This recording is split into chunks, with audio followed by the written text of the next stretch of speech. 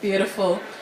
All right, everyone. Now I'd like to ask you to take a seat, and get settled in for our next session. While it's at the top of my mind, we have a small change for tomorrow's anointing program. Isn't that right, Linda?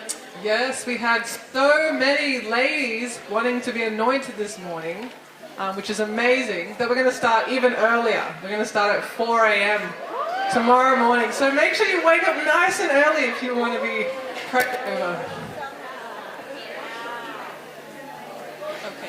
Yes, so 4 a.m. There were just too many people. The prayer team were just overwhelmed by the people that came through. Mothers and daughters, people wanted to be prayed over, and we just want to make sure that every single person can receive, that anointing, that blessing. And then at 7 a.m., we've got worship back here in the morning. Yes, here, because it was too full in the other room. So yeah, that's the one. And so just so we're ahead of time, everyone, we're being asked that in terms of packing up, we need to be vacated. We need everyone's things to be packed and out of the rooms by, was it 10 a.m. tomorrow? Just so you start planning ahead of time. All right, shall we get the show on the road? Thank you, ladies.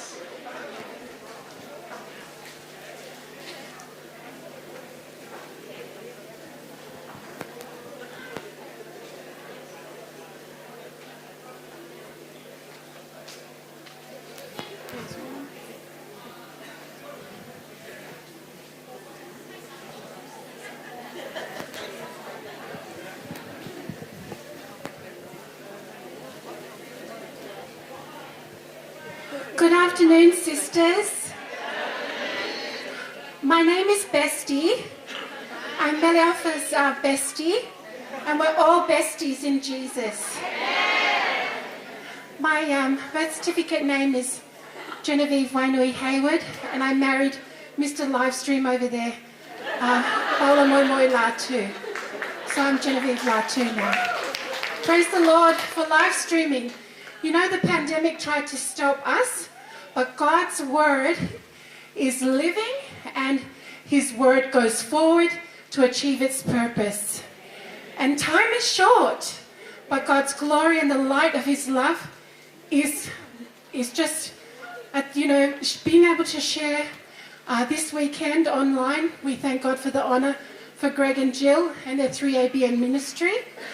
And I'm just here to pray. So once you're all settled and seated, let's take a breath and pray for this wonderful Make a Difference afternoon session.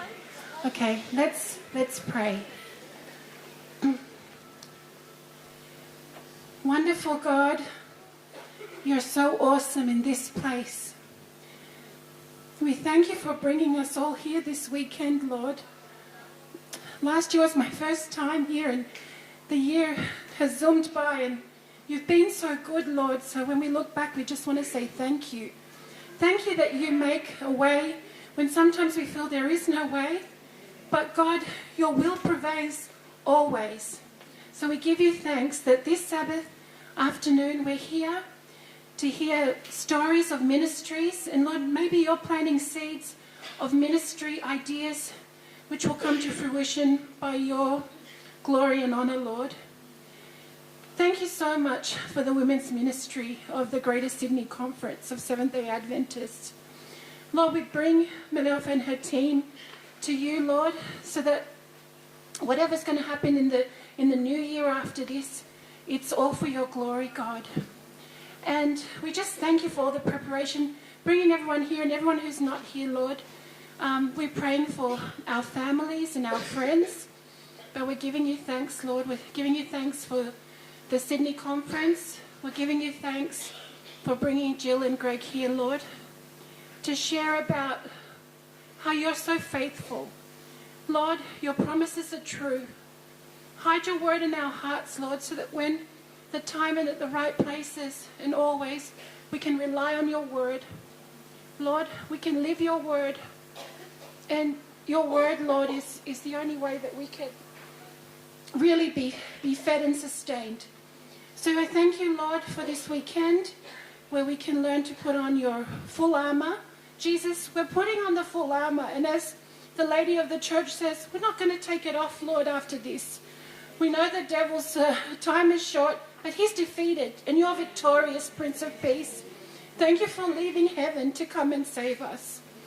Lord, we just thank you so much too for all the sisters that have travelled everywhere. We thank you for our PNG sisters who have come. We thank you for the amazing PNG for Christ. And what's happened, we're praying for all those people that have come to the church. We thank you, and we pray for a revival in Sydney as well, Lord. Sydney for Christ in the new year. We're thinking of that. We're asking, Lord, for you to energize us as sisters to go back to where we've come from, Lord, and just to go back knowing that we can rely on your word. Lord, we can trust in you. We can talk to you anytime. We can bring all of our lives to you in prayer, and we can live for you, Lord. So this afternoon, we thank you for all the testimonies that have been shared and the ones that are going to be shared. And Lord Jesus, we just want to live for your glory. And thank you so much for this time with you, because better is any time we spend with you than anywhere else, Lord. So let's, be Mary's, sit at your feet, make the choice, Lord, to spend and relish time with you. In your worthy name we pray. Amen.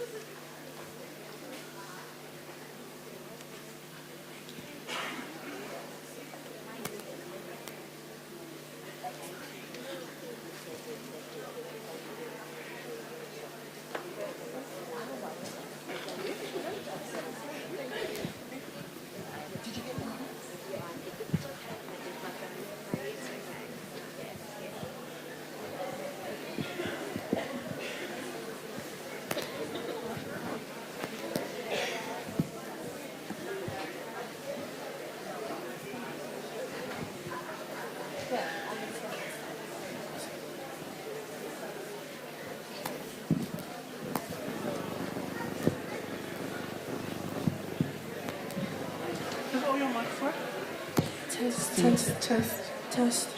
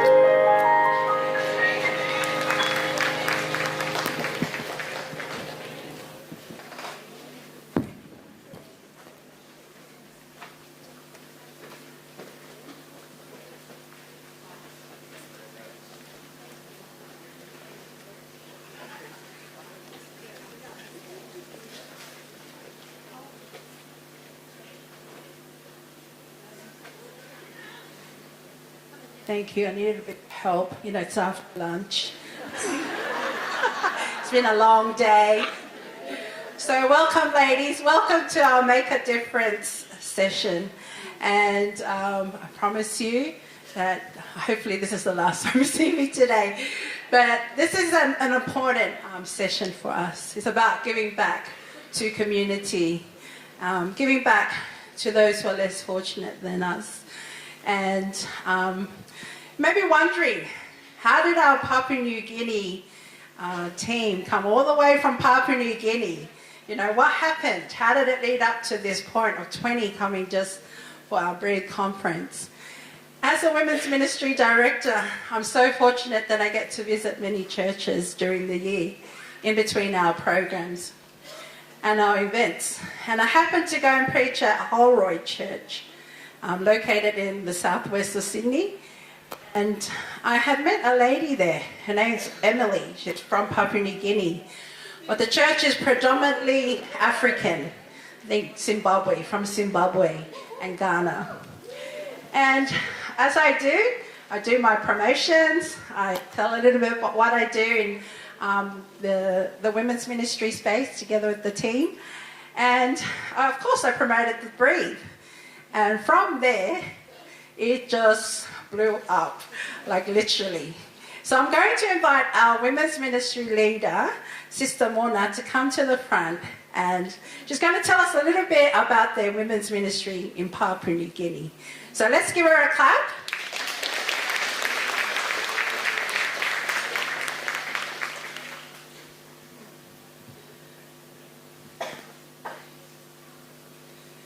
Thank you, Mona, for joining us for Make a Difference session. Can you tell us a little bit about yourself? Sure. My name is Mona Soplepin. I'm not actually the women's ministry leader back in my church, but I am the one that is helping all to organize for the 20 wonderful women to come over from Papua New Guinea. So I'm just assisting and what's the name of your women's ministry that you've all come under as one group? Well, our church is called Hope, and so we call ourselves the Women of Hope.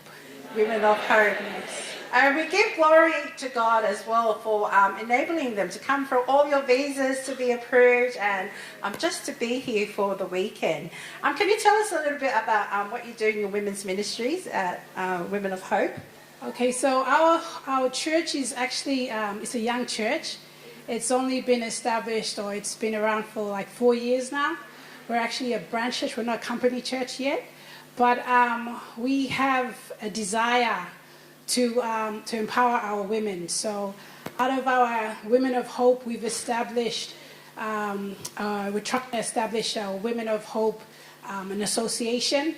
The association goes out to help all of the women who, might not have formal employment. They might be doing little cottage industry things, and we just try to enable them. It's just a vehicle to enable them to be able to earn an income and a living. At the moment, we're still in the process of incorporating it.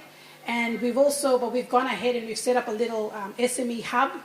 And that, we just encourage all the ladies, if you're sewing, what you might see you might see later on, we wear berry blouses. We try to encourage them, if you're sewing things, if you've got little things that you make at home, to come and sell at this little hub, because rental prices are really expensive. So we try to create a vehicle where women can come and earn a living for themselves. Yeah.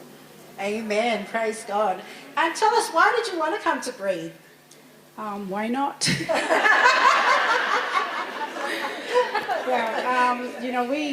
We want to create something that inspires women, to come out of the box, see different things, experience different environments.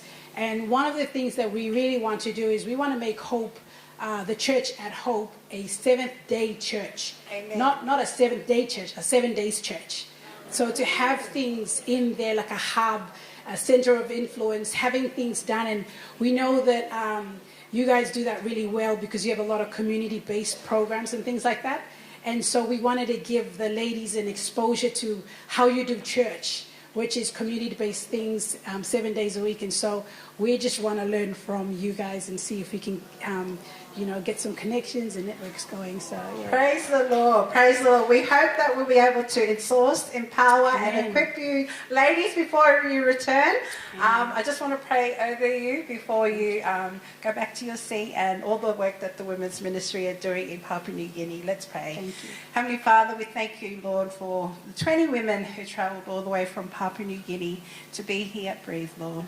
They want to be equipped, inspired, empowered, Lord, to raise awareness of women's ministries and also spread your gospel word, Lord. So I ask for abundance of blessings upon women of hope, Lord, and may they return back safely when they return back to Papua New Guinea. We thank you, Lord, for their ministry. In your name, amen. Amen.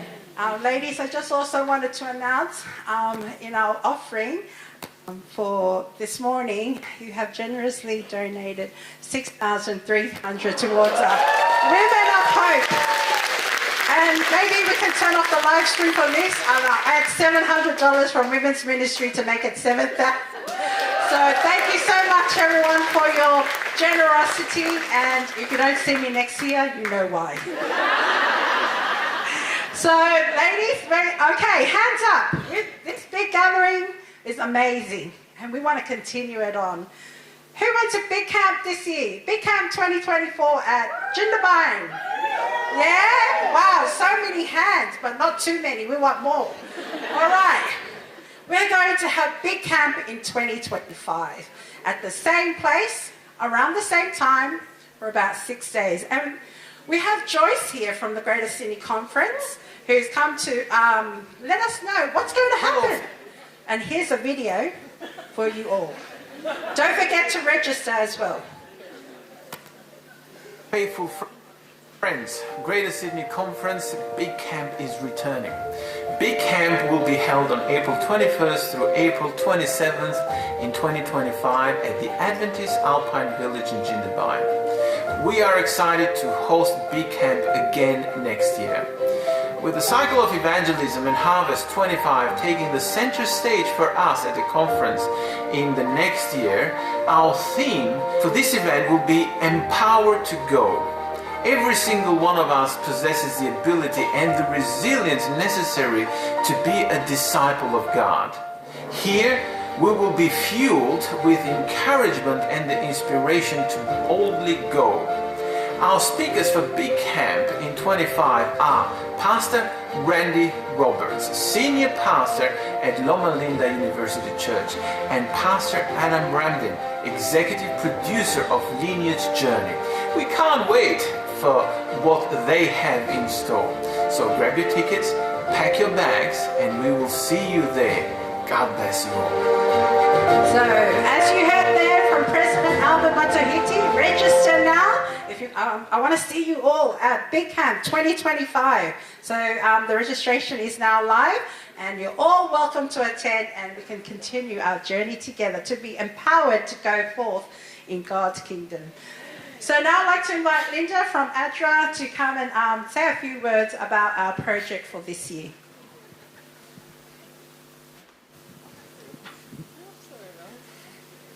Sorry about that, Mel. Thank you. Yeah, so my name is Linda, as you know. I actually work for the Adventist Development and Relief Agency in Australia. I'm the volunteer coordinator, newly appointed, so it's super exciting working for ADRA. I love it. I've been there for 2 years, but I sort of grew up, being exposed to ADRA. I went to Parramatta SDA Church, and we had a soup kitchen ministry, and I just fell in love with that ministry from such a young age, and I think it's definitely altered the trajectory of my life. So thank you to the women and the church who organised that, and to ADRA for giving us opportunities to serve. I just want to let you know about the Turn on the Tap projects that we were fundraising for this year. I heard from Eliofa that we reached our goal of 7,000, so thank you all so much for your generosity. So the Turn on the Tap is a project happening in the Solomon Islands, focusing on building toilets, water, sanitation facilities for girls who are struggling to make it to school because they don't have facilities to, wash themselves, especially when it's that time of the month. We all know that late. So It's such important work to be able to serve and help communities that need our help. So thank you all so much. And just to make you aware, if you would like to continue donating, there's a QR code in your book. Thank you all so much.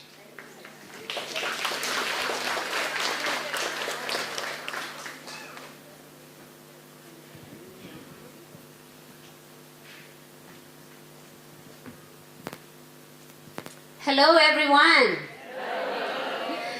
As you all know, we have been blessed this weekend because we have Jill as our speaker.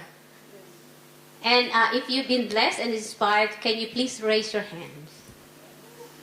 Wow, look at that. There's not any single hand that's down. Wow. So we've been all inspired and blessed with the messages that we've heard, especially Jill as our guest speaker, and of course with her husband with her, Greg Morikone, who is the president of 3ABN. And I would like to call Greg on stage to join us, and let's hear about the 3ABN ministry. Who knows 3ABN ministry from you? Did you know that our offering today is, we're planning, there's a change of event. It's very touching. But I want Greg to tell us about it, and thank you, Greg, for coming. And Greg Morikone is the president of 3ABN, obviously husband to Jill Morikone, and it's very touching. It's very touching, Greg, what you have told me a little early on, and how deeply you were touched with what you have seen and what you have heard today. And Mel and I just have tears in our eyes. So thank you. But before that, before Greg tells us the turn of events, we would like to let you share with us what is the 3ABN ministry and what have you been doing. Thank you. Thank you so much, Minnie. Let's see. Just grab this.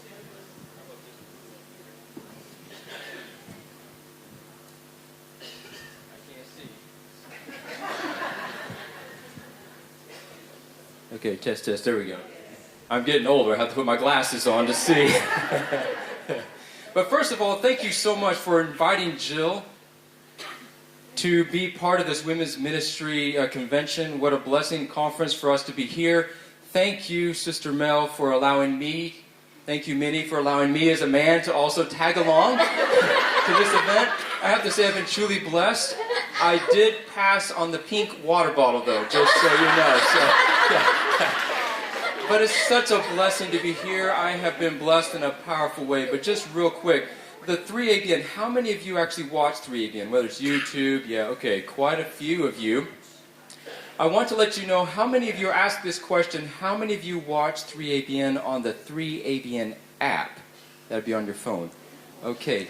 Not many of you. Many of you I've heard, who I've talked to, have watched 3ABN on YouTube. That seems to be one of the main ways, maybe on Vost or some of the other ways. But I want to encourage you to also download 3ABN's app on your phone or tablet. It's absolutely free. What's really nice, Minnie, is that you can actually get all of the networks that 3ABN has. So all 10 networks, it's free. You get all 5 radio networks. Besides that, you get what we call video on demand. So all the past, like camp meetings and Sabbath school panels, all of that is there, so it's free. Whether you have an Apple, an Android, you can just download that app. But just real quick, 3ABN, for those of you that may not be aware, 3ABN is in the middle of the United States. We're 5 hours south of Chicago, and we're way in the country. There are only 600 people in the little town where 3ABN is. Wow. Isn't that amazing? Wow. And here 3ABN reaches the entire world. So it's been a blessing for us to be here. You're part of the 3ABN family, and I've been very encouraged to be a part of this conference this weekend. Thank you, Greg. That's really nice to get from you directly those insights and what your ministry is doing. Thank you so much. I have a couple of questions with you. As I have said before, that this offering is supposed to be for 3ABN, but let's hear directly from Greg. You've shared with me deeply, and I think it's really a nice gesture, and we are so touched, Mel and I, and of course the whole team. You've decided, I want you to tell it. To Sure, everyone. yeah, no, that's no problem. So when we come to these conferences, we don't require an offering to be taken. So we were very touched that your conference was willing to pick up an offering for 3 ABN. I mean, that just touched our hearts. But Sister Mel, this morning you said you felt impressed to actually make the offering this morning for those that were coming from PNG. And praise the Lord for the amount of money that was raised. I mean, praise God for that. So as I was sitting there, I thought, you know what? We're all in this together. 3 ABN is about evangelism. So is the Breathe Conference. It's all about evangelism. And I have been so touched. The testimonies that have been shared from up here, those of you that we have met that have come forward and shared your stories, they've touched our hearts. And what Breathe is all about is about evangelism. So instead of picking up the offering, Sister Minnie, for 3 ABN, we want the offering to be picked up for the Breathe Conference, to continue this conference, to further evangelism among women, because you all are doing a powerful work. You're coming here to be encouraged, to be equipped, but then you're going back to your communities, back to your families, back to your churches to share what you have learned. So we want to pick up the offering here that we're getting ready to do for the Breathe Conference, for it to continue with power and strength under the Lord's guidance. Amazing. Thank you so much. Thank you so much from the bottom of our hearts. And I would also like to let everyone know that when we invited Jill, can I tell it, Mel? Jill, when she said she's coming for Breathe 2024, she said that she'll pay for everything on their own, which never happened before. You know, we invite speakers, we pay for their airfare, and see they're giving more than what we can, you know, it's just amazing. So thank you so much, Greg, and thank you, Jill, for your generosity, for such generosity. And why can't we also respond to the call for that comes directly from Greg, that this offering that we are going to collect is because he believes in our ministry, that every one of you, we want you to support as well this ministry for it to continue to grow and to thrive, and that we can all come back here more in numbers. So, yeah, thank you, Greg, and we'll just pray for the offering. Thank you. Loving Father in heaven, you are Jehovah Jireh, Lord. You provide everything for us. And you've just shown, Lord, this very moment, your generosity. That, Lord, we're not expecting this, but you have blessed us more than what we expect. Abundantly, immeasurably, Lord. Thank you, Father. And Lord, as we come here to collect, to give offerings for this ministry, Lord, we ask, Father, that may you bless it, that it will further your work and it will touch and reach many women, that they will come back here, be inspired, be transformed, be equipped, and thrive more, Lord. And I pray as well, Lord, for the 3 ABN ministry, Lord, for the work they do worldwide, Lord. They also need support in terms of prayer and materials and finances, Lord. But they are here to generously give us what they already have, Lord. So thank you, Lord. I ask, Father, may you bless Jill and Greg in their ministry, and that may traveling mercies be upon them as they go back to America, Lord. Thank you, Father, for this time together, and thank you for your love for us, and we love you, and we give glory to you, Lord. In Jesus' name we pray. Amen. Thank you, Greg. Thank you so much. Thank you, Greg. Different ways to give. So there's the account number there, and there are offering basket or tub there, and our volunteers will collect. And thank you for giving generously to this ministry. Caught in the crossfire of hope and regret. Thought I could be my own savior, but I'm sinking fast. 'Cause it's too much to handle alone in the battle. I'm desperate for you, Lord. Heart under fire, facing defeat, so close to surrender.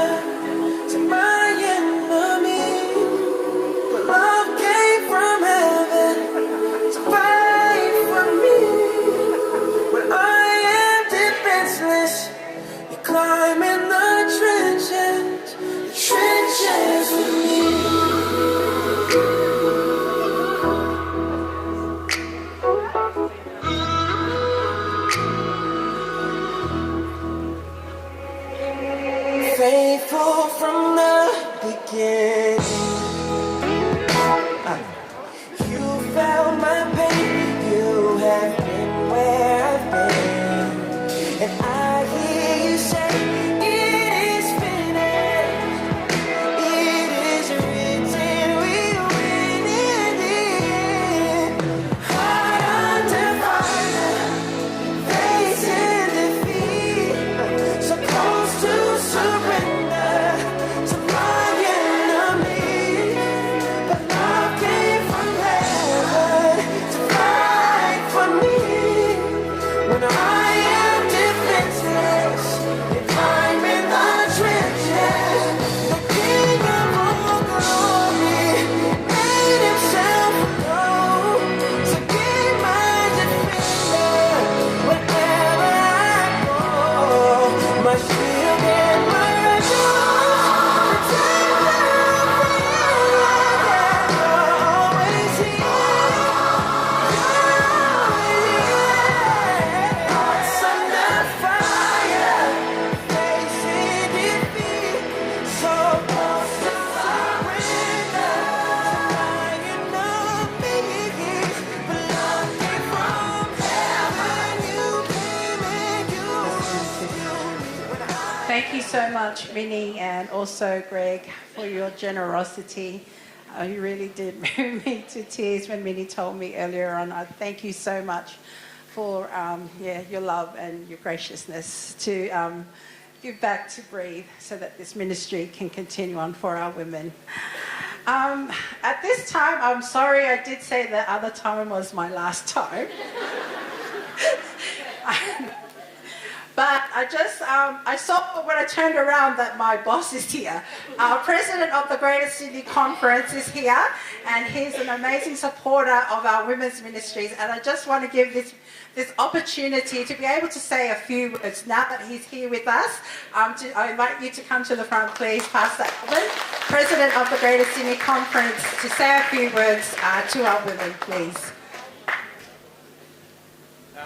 Thank you, Mel. Happy Sabbath, everybody. This morning I had the privilege to preach at Mount Druin International Church, so I bring their greetings. And yes, it's good to be here. What a wonderful event. And thank you, Greg. I was able to hear that plea. And sometimes we, worry too much about the money, but thank you for your generosity. And I think they've given us a good lesson about, looking at what brings us together, what brings us apart. So thank you for that. I appreciate that. Mel, thank you for giving me the chance to be here. You should have given me some more notice, but it's always good. It's good to be here. And one of the things that I really want to share is that, and probably comes under Mel, one of the things that really I genuinely look forward to be here is the women's ministry time of coming together. And the reason why I do that, because you can definitely feel and sense the sense of unity, the sense of community, and most importantly, the presence of the Holy Spirit among you guys. And one of the reasons that I really get excited is because women are the most important thing we have in our church.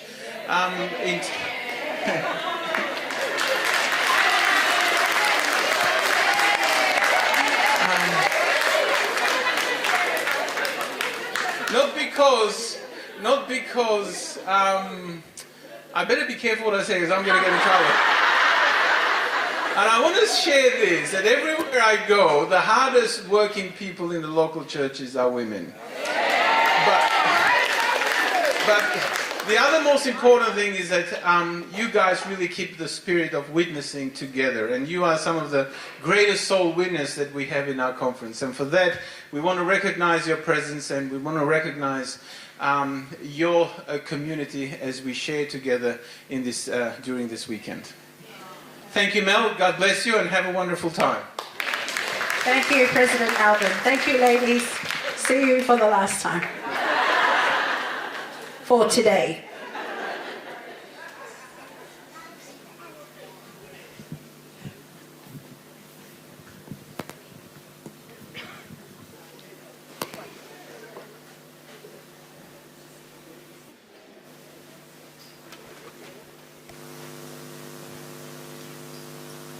Thank you, Sister Arenata. Well, she does well carrying that, doesn't she? I love that. You all stayed awake well. We had a good lunch and a session this afternoon, and now we're starting another session this afternoon. And you all are awake and vibrant and beautiful daughters of God. Thank you, Elder Alban. Thank you for sharing. And what a blessing. I want to reference Sister Minnie. We weren't going to mention that, but I thought, as far as coming. But the beautiful thing is we were coming already. We were coming with the 3BN team. As we mentioned to you, we had been at Auckland and then Perth and Bunbury and Adelaide City, Seventh-day Adventist Church.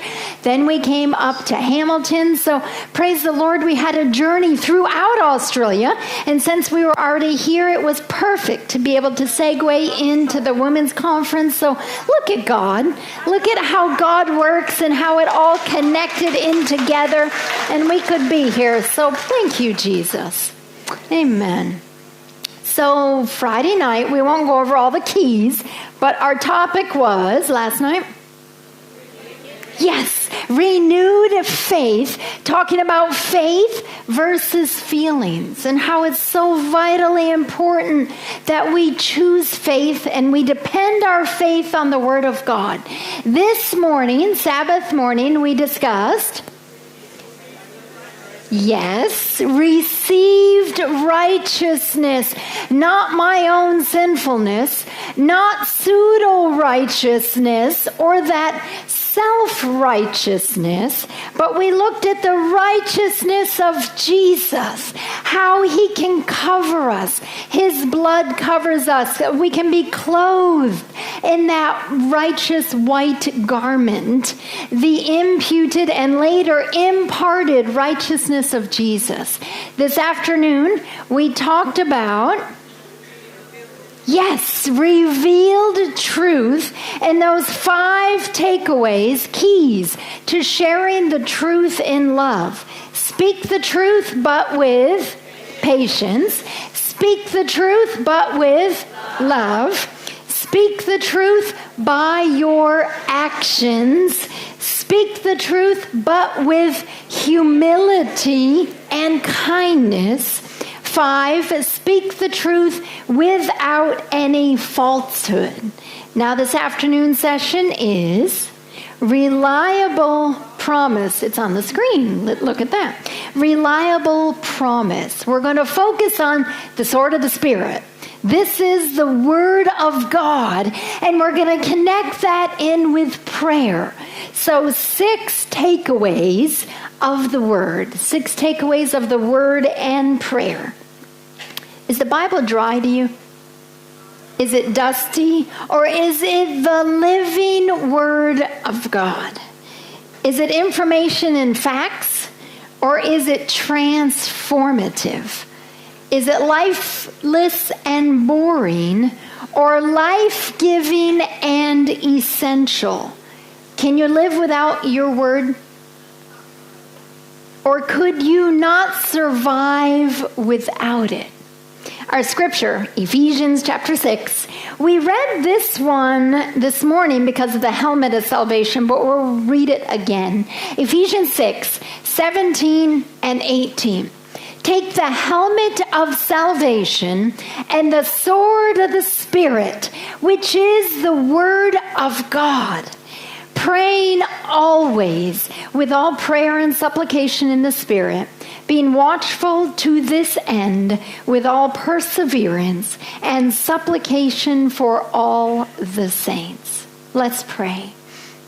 Holy Father, we come before you once again, opening up our hearts and minds.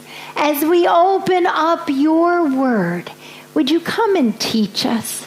Would you reveal yourself to us through the pages of your word? And we want to be open to not only hear, but to walk in obedience. And we thank you in the precious and holy name of Jesus. Amen. This was several years ago. One of the women in my local church struggled with a very difficult bout of depression. Some of you have walked that journey. We heard a bit of that testimony this morning from one of you. Some of you have not gotten up front and shared it, but have encountered that or walked through that season. Now, there's a difference between I'm having a sad day, right? I'm feeling a little blue today, and serious depression. And this woman, we'll call her Sarah, she was hospitalized due to the seriousness of the depression. And I remember a group of us women from church said, let's go visit Sarah. We want to go see Sarah. And we were riding up, and you know how women are, y'all talk and have a good time. And as we got close to the mental hospital, I remember the car getting really quiet. Because what do you say? How do you encourage somebody that you love? How do you encourage someone when they're going through a very difficult, dark time? And I remember they let us in. We put our stuff in the cubby and we walked in. And I remember when it was my turn to see Sarah, she was sitting on the bed, rocking, crying, tears just streaming down her face. She couldn't talk. I'm not saying she couldn't talk, but she didn't talk. And I remember I felt so helpless. Like, what are you supposed to say? How do you bring encouragement? How do you show somebody that you love them when they're going through that? I have encountered times of sadness, but never encountered that.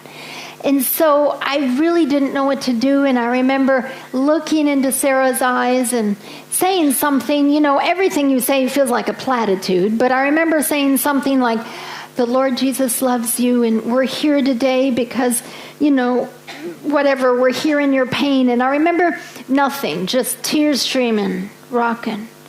And I don't know why, but I just opened up my Bible and I started reading Psalm 91. You know what Psalm 91 says? I put Sarah's name in there. Sarah dwells in the secret place of the Most High. I will say of the Lord, He is Sarah's refuge and fortress. He is Sarah's God. In Him she trusts. I have never, my sisters, seen the power of the Word of God as I did that day. The rocking stopped. The tears quit. And her eyes focused, and she looked right in my face. And I continued to read the Word. Now, that's not to say, okay, just read the Word and you're cured of depression. I'm not saying that.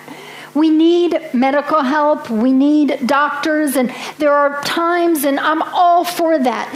But I have never, in my experience, seen the power of the Word come alive in someone's life as I did that day for our sister Sarah. 6 takeaways of the Word. Takeaway number 1.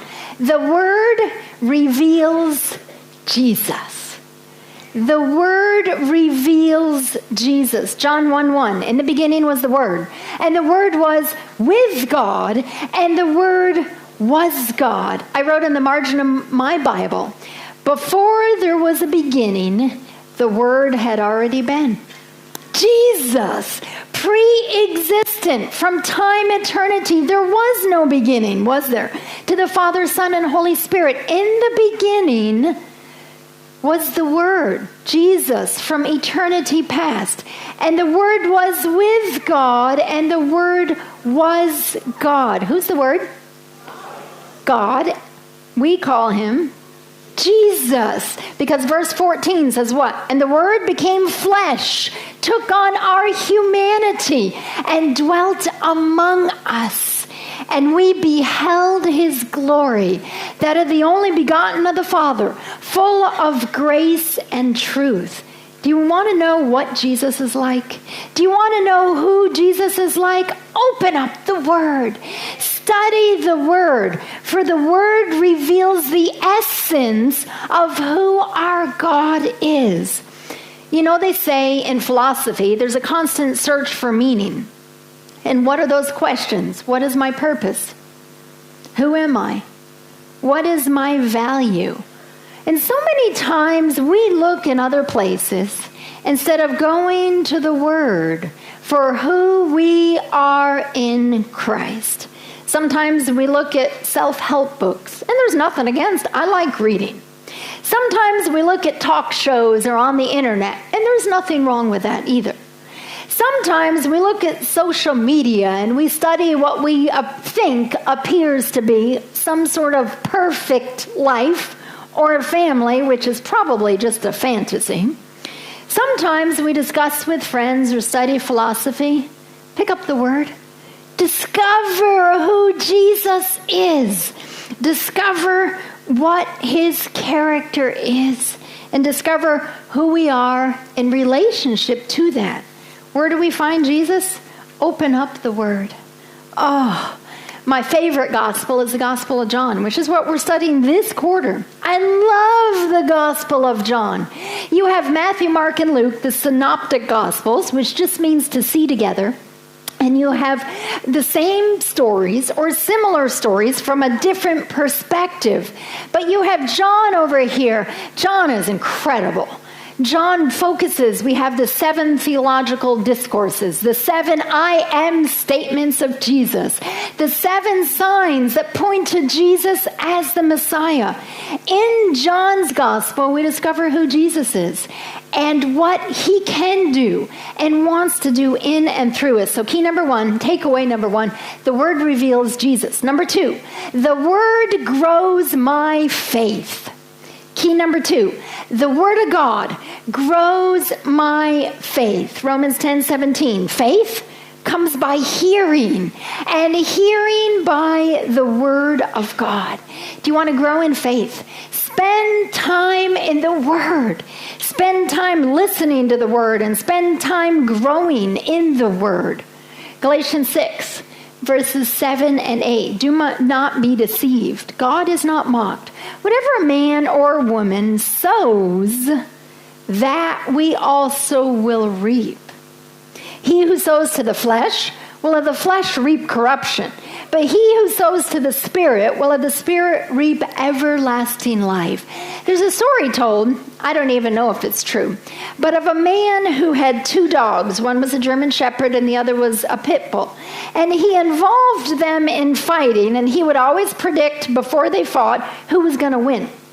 So people would start to bet based on how he said, oh, the German Shepherd's going to win tomorrow. Everybody, the German Shepherd's going to win tomorrow. And pretty soon they'd go out and they'd have their fight and the German Shepherd would win. And people would say, well, how does he know the German Shepherd's going to win? And then the next day he'd say, well, the pit bull's going to win tomorrow. I'm just letting you all know the pit bull's going to win tomorrow. And you know what? The pit bull won. And people said, well, how does he know the pit bull's going to win? And he said, it's easy. Whatever dog I want to win, I feed them. So whatever dog, he said, well, the German Shepherd's going to win tomorrow, so I'm going to feed the German Shepherd today. The pit bull's going to win tomorrow. I'm going to feed the pit bull today. You know what? As Christians, as daughters of God, we say, I want to win in this gospel race. I want to share Jesus. I want to evangelize. I want Jesus to come in and fill me. And we don't spend time in the Word. It's the same thing as the dog who loses the fight. The next day we think, wow, why am I struggling so much? Why am I having a hard time in my walk with Jesus? Now, remember we talked last night about feelings versus faith. So I'm not saying we walk by feelings. As women, as daughters of God, we walk by the authority of the Word of God and faith. So we can rest our faith on the promises in the Word. And whether we feel God's presence or not, He promised He's with us. Whether we feel forgiven or not, He promised if we ask, He forgives. So we are forgiven. So when I say that, I'm not saying that feelings, we go by feelings, no. But what I am saying is that when we neglect opening up the Word, when we neglect spending time in the Word, we become weak as Christians. We become weak in our homes and in our communities and in our churches. We wonder why there's not more power. We wonder why there's not more souls being won to Jesus. It's because we go through the motions without having a heart experience inside. And that comes from spending the time with Jesus, spending time in His Word. Romans 4:17, I love that verse. God who gives life to the dead and calls those things that are not as though they already were. You know what that says? 2 Corinthians 5:17. If anyone is in Christ, he or she is a new creation. Old things have passed away. All things have become new. And so you and I can say, in Christ, I am a new creation. Now you might feel like an old creation. You might feel like the old way of sin is still in there. But in Christ, I am a new creation. That's calling those things that are not as though they already were. Whether we feel it or not, God's Word says it. And we can rest our faith upon that.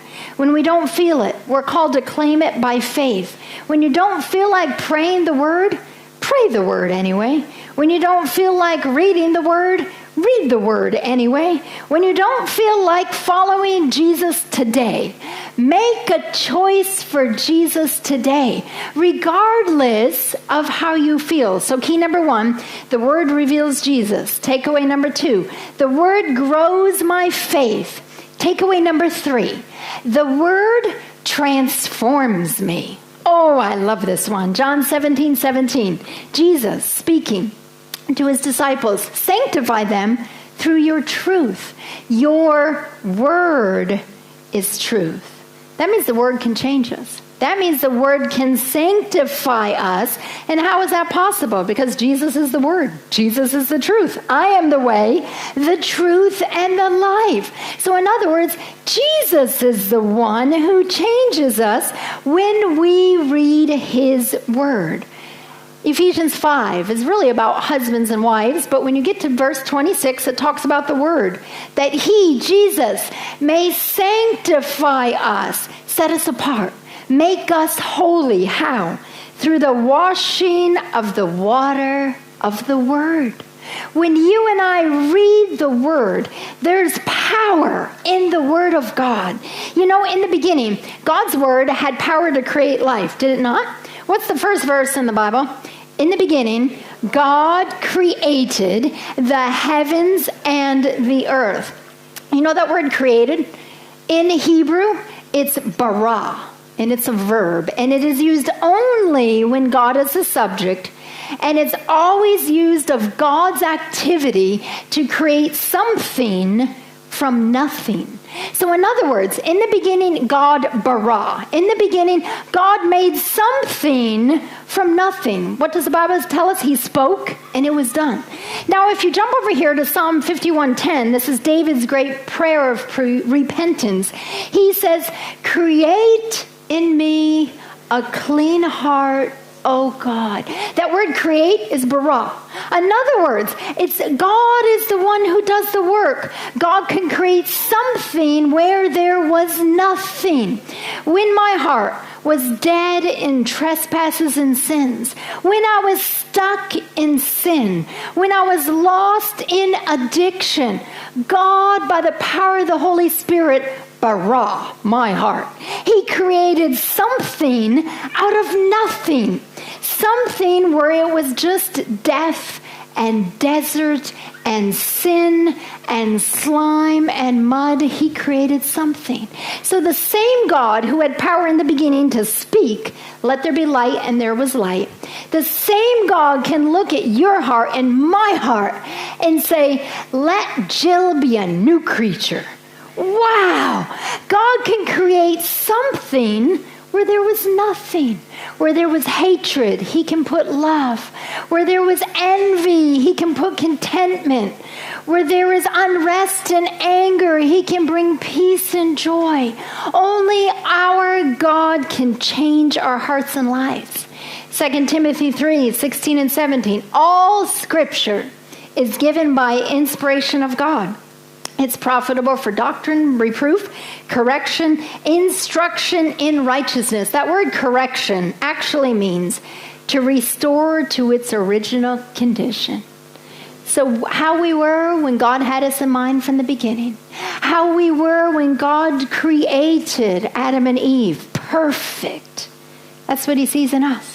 When he looks at you, he sees who he wants you to be, who we can become in Jesus. And the Word of God has power to do that. The Word of God, when you and I spend time in the Word, read the Word, God can change us by the power of his Holy Spirit. So takeaway 1, the Word reveals Jesus. Takeaway 2, the Word grows my faith. Takeaway 3, the Word transforms me. Takeaway 4, the Word gives me victory. This is very similar to the Word transforming us. Psalm 119 verse 11, your Word I've hidden in my heart that I might not sin against you. You know what that means? God's Word can give us power over temptation. God's Word can give us deliverance from addiction. God's Word in the heart makes the difference. Jesus did that, did he not? Remember the temptations in Matthew chapter 4? How did he defeat the enemy?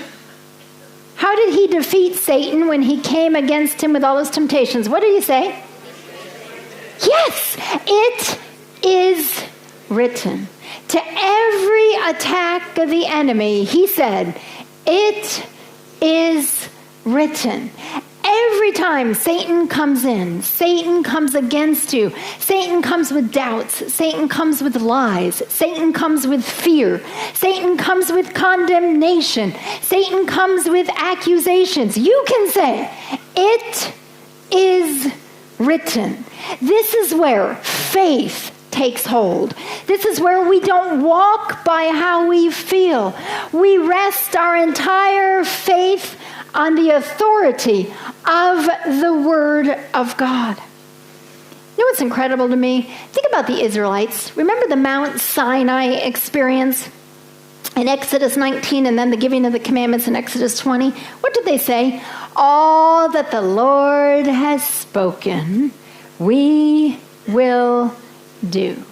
How long did they do? You know how long? 40 days. Right? Well, it was probably shorter than that, but it was 40 days that Moses was up in the mountain, remember? And then when he came down, what do you see? The golden calf. So the Ten Commandments starts with, I am the Lord who brought you out of the land of Egypt, who delivered you from the house of bondage. And what do we find by the time we get to Exodus? I think it's 33, 32, 33. What do they say? We don't know what happened to Moses. And we don't know, we're lost. We need another God. 40 days.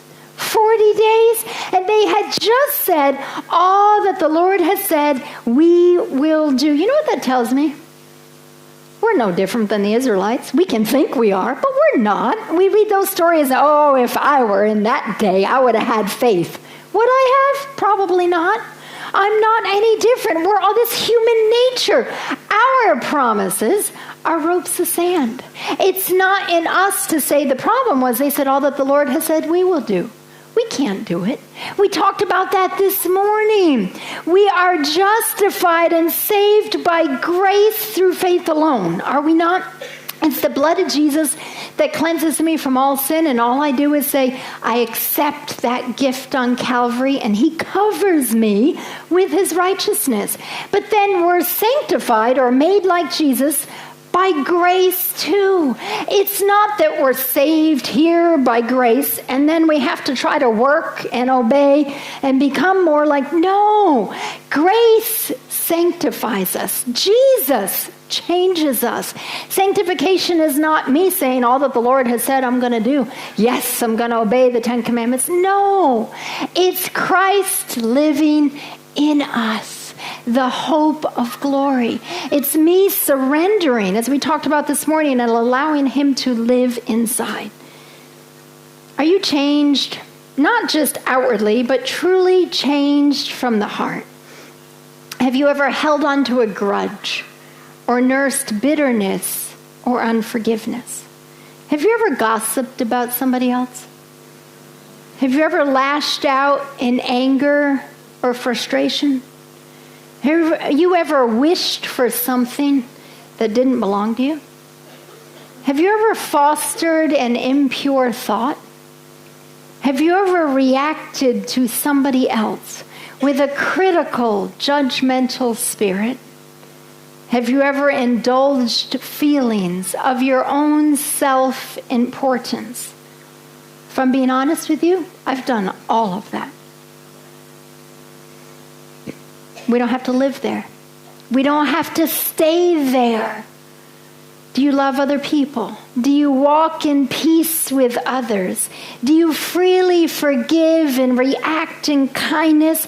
Do you seek to encourage others and stand for principle no matter what? The difference is, as my sister prayed earlier, Ezekiel 36. Turn with me there. I want to read that. I love this passage of Scripture. Ezekiel 36.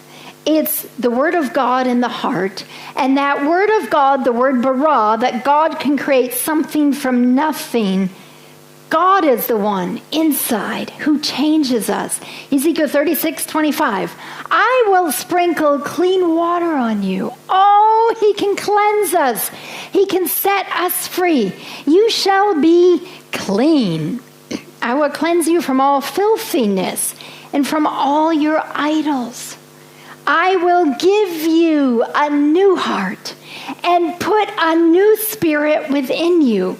I'll take out the heart of stone and give you a heart of flesh. I will put my spirit within you, and I will cause you to walk in my statutes. You will keep my judgments and do them. Did you notice there? Everything's God. Did you pick up on that? Everything's God. He cleanses, does he not? He's the one who takes out the old stony heart. He's the one who gives me a soft heart, a heart that's open to Jesus. He's the one who puts his spirit in me, and he's the one who enables me to walk in his statutes. He's the one who enables you and I to walk in obedience. It's not me trying harder. It's Jesus doing his work inside. So the Word of God gives me victory. Number 5, pray the Word aloud. Now, this is how we connect the sword of the Spirit, which is the Word of God, with prayer and praying always. Because sometimes we think, women of valor, we think that the armor of God is simply the breastplate of righteousness and the helmet of salvation, the sword of the Spirit, which is a good, strong, offensive weapon. But we forget, I think prayer is as much a part of the armor of God as anything else. Pray the Word aloud. Hebrews 4:12, the Word of God is living and powerful. It is sharper than any two-edged sword. Now, I believe that the first edge struck when God spoke the word, and the second edge of that two-edged sword strikes when I speak the word back to God. In other words, the first edge is cutting and strong and living and powerful when the word was spoken, and that came from Jesus, God himself. But when I take the word, when I pray the word, when I claim the word over my life and my husband's life and my family's life or community or the people I don't like or the people that when I claim the word over others, powerful things happen. There is power in the Word of God. Proverbs 18:21, death and life are in the power of the tongue. And especially when we speak the Word of God. You see, what we say matters. What we say matters to ourselves, to other people, whether we speak in public or in secret. Speak the Word of God aloud. I like to take scriptures and I'll write them down and put them up like above the sink or other places so that I can work on putting the word into my heart. I can work on memorizing the word. Here's an example of how God used the word to convict my heart. I'm trying to make sure we have time. There was a woman, I would call her a friend of mine. And this was years ago. I walked into a big room, and she was at the other end of the room. And I remember thinking, oh, my friend's over there. I'm going to go run over and say hi. And all of a sudden, I realized she was talking about me. Have you ever experienced that? There was a group of people, and the words were just coming out of her mouth. They were critical and cutting. And I remember I just turned around, and I ran back to the car, and I sat down, and I cried. And I thought we were friends. And I remember I did what I thought any good Christian would do. I chose not to gossip about her. I'm not going to talk about her. But neither did I address it. And so all I did is I buried, remember I told you I'm kind of good at stuffing? We talked about that in the last session. I buried my bitterness toward her and my unforgiveness. Months went by. And in fact, if truth be told, I actually thought that I was over it. And then all of a sudden, I was working on one of those scriptures. This is about the power of the Word of God. I was working on one of those scriptures, it's Hebrews 12, that I was trying to memorize, and I was washing dishes, and it was right up on a 3x5 card, right up above the kitchen sink. And it says, follow peace with all men and holiness, without which no one shall see God. And I remember thinking, oh, thank you, God, I'm walking in peace with my brothers and sisters. My bitterness and unforgiveness was buried so deeply, I didn't even know it was there. And I'm washing, oh, thank you, God. And then the next verse jolted me out of my complacency. It says, looking diligently, lest any root of bitterness springing up trouble you, and thereby many people be defiled. And God used that scripture, and he spoke to my heart, and he said, Jill, you have bitterness and unforgiveness in your heart. It is a root of bitterness, and if you hold on to that, it would destroy you. It would destroy your marriage. It would destroy your ministry. And I remember I went to God and I said, I don't want it, and I want to forgive her, but I don't know how. You ever been there? I don't know how. God, would you give me your forgiveness? And I didn't feel any different. And he led me on a journey to pray for her. And I remember he said, I want you to pray good things over her life. And you know what I wanted to pray?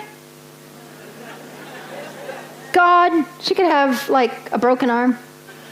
I mean, nothing major. I'm not talking death or dismemberment, but something that would cause pain, because I had felt pain, right?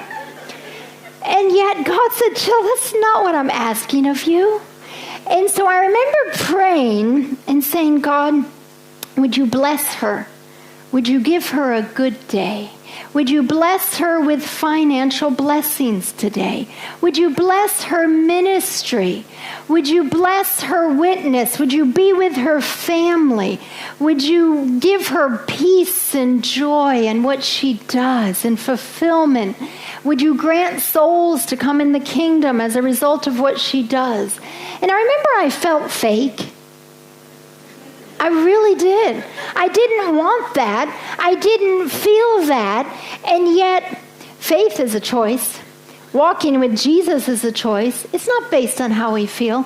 And so I prayed it the first day, and I prayed it the second day, and I prayed it the third day. No change. Bitterness in Jill's heart, unforgiveness in my heart, anger in my heart. I can't remember. It's been so many years, but I would say day 4 or 5. I was praying and God broke me. And I remember feeling, here's where the feelings come. I remember feeling love toward her. And I remember feeling forgiveness. God is amazing. God is amazing. He can do that in our hearts and in our marriages and in our homes. God can put forgiveness where there's anger and where there's bitterness and where there's unforgiveness. Forgiveness does not mean that what the person did was right. Of course not. And neither does forgiveness mean that necessarily we need to keep being abused. We're not talking about that. But forgiveness simply means that we are freed or set free from being damaged by that person anymore. God can set us free. So, moving along, number 5 was pray the word aloud. Number 6, pray the word over others. Intercessory prayer. It was a difficult time in Judah's history. God's judgment was about ready to fall upon the people. The destruction of Jerusalem, the 70-year captivity was coming. And Ezekiel, the prophet Ezekiel, was called to prophesy. And in Ezekiel 22, we see this judgment against the leaders. Judgment against the religious and political leaders. They had violated God's law. They had profaned his holy things, including the Sabbath. They had committed robbery. They had mistreated the poor and needy and oppressed the stranger. And I see this clarion call come down in Ezekiel 22, verse 30. I sought for a man among them who would make a wall and stand in the gap before me on behalf of the land, that I should not destroy it. But I found no one. God calls you and I to stand in the gap for other people. We're talking about intercessory prayer. Stand in the gap for family and friends. Stand in the gap for the faithful and the faithless. Stand in the gap for church leaders and our church as a whole. Stand in the gap for neighbors and community, co-workers. Psalm 2, verse 8. Ask of me. God is talking to us. Ask of me, and I will give you the heathen for your inheritance and the uttermost parts of the earth for your possession. What if we get to heaven and somebody is not there because I didn't ask? I didn't petition the throne of grace for that person's salvation. Now, I understand God has a million ways and avenues with which to reach people. But he uses people to reach people. He uses us to reach out and stand in the gap for others. What are we to ask for? We're to ask for the conversion of our family and friends and neighbors, enemies, the world. We're to ask for the outpouring of the Holy Spirit, for revival and reformation to spring forth, for a new heart that we talked about in Ezekiel 36, the heart of flesh. Ask that God would write his law on our heart and mind. Ask that we would become a new creation in Christ Jesus. Ask that he could be glorified in our life, that we could have spiritual blessings in Christ Jesus. Ask to have his name written on our forehead and our name written in the Lamb's book of life, that we could be transformed into his image, that we would have strength and grace to endure and to overcome, that we would have victory over sin, deliverance from bondage, freedom in Christ, and God's peace that passes all understanding. And then you and I thank him that all his promises are yes and amen in Christ Jesus. Watchman Nee is a Christian author in China. He spent the last, I think, about 20 years of his life in prison. This is after the Communist Revolution there, imprisoned for his faith. But years before he was imprisoned, when he first became a Christian, he was in college. And he made a list of people in his life, in his circle, who did not know Jesus. Do you know how many people were on that list? Any guesses? Everybody's very quiet. Any guesses? How many people on his list of friends? Less than 100. That's a good guess. It's less than 100. 70.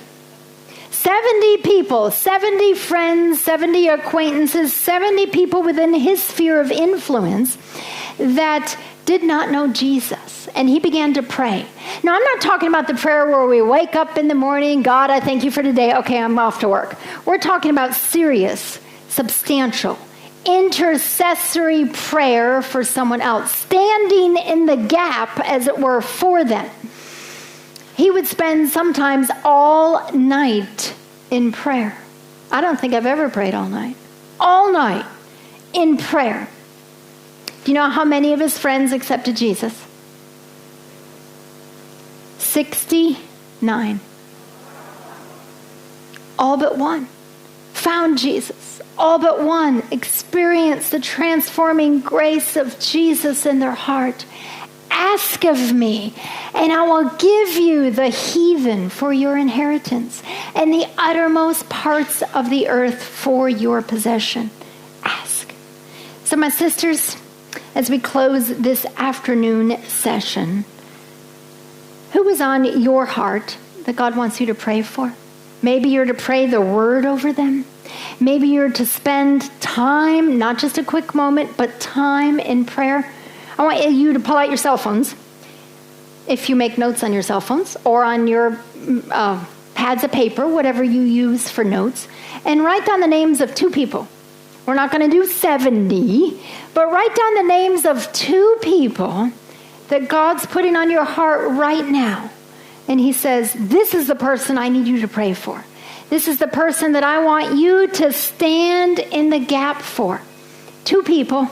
They could be family, it could be friends, it could be neighbors. God wants to do a new thing in our hearts and in our homes, in our churches, and in our communities. And he wants to use you.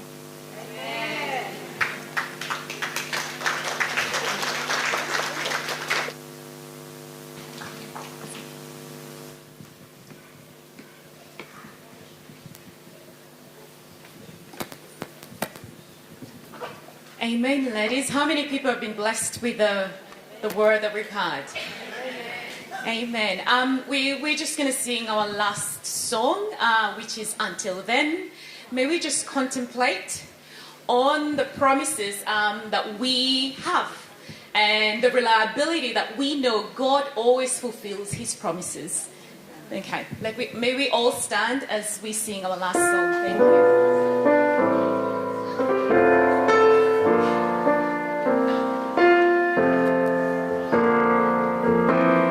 My heart can sing when I pause to remember a heartache is but a stepping stone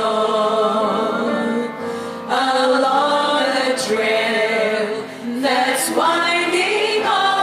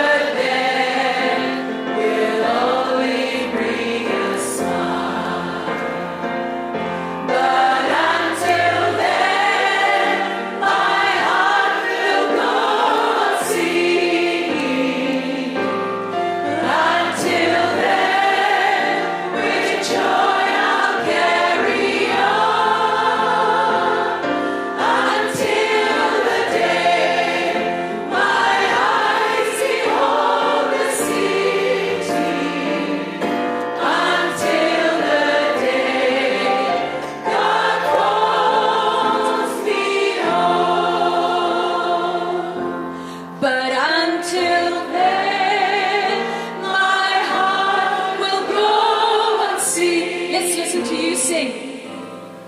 Until then, with joy I'll carry on. Until the day my eyes behold the city. Until the day God calls me home. God, we're so grateful for your word, the gift of your word in our lives. And we choose to use that gift, to spend time with you, spend time being transformed into your image. God, we bring before you those people on our hearts and minds, those people heavy on us right now, those people who need you, those people who are lost and alone, stuck in addiction, discouragement, fear, anxiety. And I ask, Lord Jesus, that you would use each one of us to be the hands and feet of Jesus, to reach out with love, with grace, with your word, and by the power of your Holy Spirit, that you would bring transformation. And we thank you in the precious and holy name of Jesus. Amen.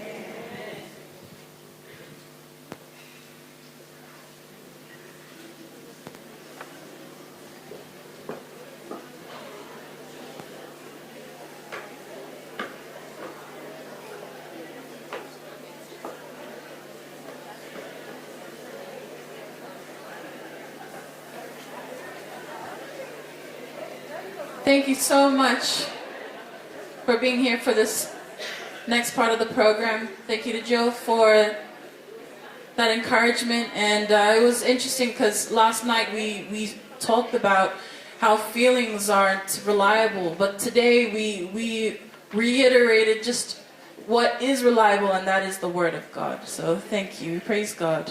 Amen. Thank you. Well, we have one more book to give away of Jill's. So, for those who are keen, we have a question. And we're going to choose from the middle sort of area to make it equal. Make it equal, okay? So, the question is, first person to stand up, okay, and call out, what are the 6 key points from Jill's talk this afternoon? Okay, we've got a woman over there. Let's come with the mic.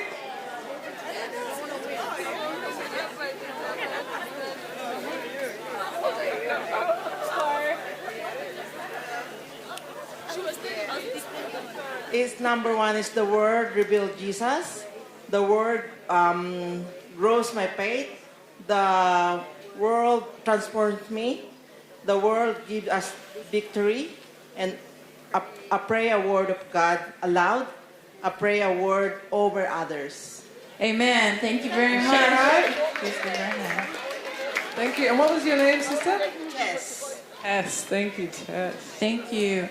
And as we move into our announcements, we have a pair of black missing headphones that have gone missing. So if any... Oh, amazing. If you could bring those Tenby to the sound desk, that would be awesome. Or give them to me and I'll deliver them for you. Is there a prize for that? I don't know. Speak to Mel. Come back tomorrow morning, we'll have more prizes. Amen. Oh, thank you. That's wonderful that we found those. Well, we want to thank all of our daytime visitors once again for being here today, for traveling out here to join us this Sabbath. And as we all know, all things must come to an end. All good things must come to an end. So we farewell you at the end of this session, and have just really enjoyed our time together. There will be a little break for us to go and freshen up, those of us who are camping here, before dinner at 6 p.m. in the dining hall. We request that for the cultural concert tonight. Who's excited for that? Yes. Sacred concert. Yes. If you would come with your in your cultural attire and be here at 7 p.m. sharp, that would be awesome for our concert to begin on time. And we want, yes, we've been asked to line up in the foyer area at 7 p.m. sharp. Bring your flags, bring your cultural attire, bring your best. Yes, bring your smiles. When leaving here this evening, another reminder, please, just to take your belongings and any rubbish that you would have brought with you outside as you exit the building. What are we up to tomorrow, Linda? Yeah, so like we mentioned, 4 a.m. Anointing service in the prayer room. Please could you, thank you ladies. So 4 a.m., so no going to bed, just stay up all night. And then at 6 a.m. we have a prayer walk, which is going to be super awesome. We're meeting outside the Crawford room for that, so 6 a.m. prayer walk. So it's going to be a very busy Sunday morning. And obviously 7 a.m. devotions. Again, I believe we're having it here in the main hall because there's so many of us. So 7 a.m. devotions tomorrow morning will be in the main hall. And that's with Jess. Yes, Jessica, our legendary daughter. Okay, so I think we're going to say grace, pray over our food, and we'll let you depart, and we'll see you at the hall at 6 o'clock. And just before you do that, Linda, I've just been reminded again to let everyone know 10 a.m. is when we're checking out. So please have your luggage ready to go, and so that we can all leave on time. Awesome. Okay, let's bow our heads, ladies. Thank you. Dear Heavenly Father, Lord, we just thank you again for this amazing day of fellowship, of beautiful messages and reminders about your word, your truth, your love for us, Father. And we just pray that as we depart this building, you will be with us. Please bless the food and the hands that have prepared it. And we just look forward to another evening of beautiful music and just celebration. We pray all these things in Jesus' name. Amen. Amen. Thank you. And as you're exiting, one thing that's just come to mind, remember tonight at 8:30 is when our ABC shop will open for business. Yes. Get some retail therapy in. And there will be sales of women's ministry merch, hoodies and t-shirts. See you there. And this is happening back at the registration hall where everyone came in to sign up as they arrived yesterday. Thank you.